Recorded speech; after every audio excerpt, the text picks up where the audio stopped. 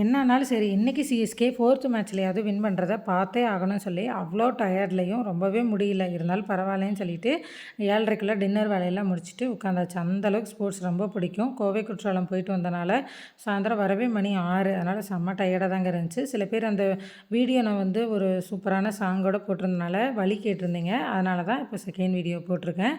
சனிக்கிழமை நாங்கள் போயிருந்தோம். 9 to 4 தான் உள்ளே அலோவ் பண்ணுவாங்க.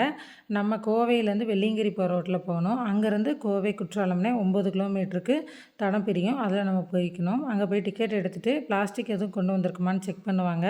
பேக்கெல்லாம் செக் பண்ணிவிட்டு நம்ம காரை வந்து அங்கேயே பார்க் பண்ணிவிட்டு அவங்களோட வாகனத்தில் தான் 3 கிலோமீட்டருக்கு நம்மளை ஃபாரஸ்ட்டுக்குள்ளே கூட்டிகிட்டு போவாங்க.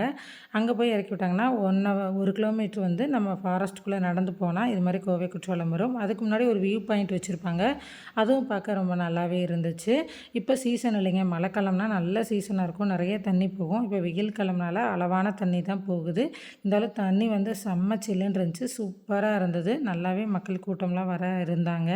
ரொம்ப நல்லா இருந்துச்சு. அன்றைக்கி டேவே சூப்பராக போச்சு. மேட்ச்சும் வின் பண்ணியாச்சு. வெளியவும் போயிட்டு வந்தாச்சு. ரொம்ப ஜாலியாக இருந்துச்சு. வேலையும் முடிஞ்சதுங்க.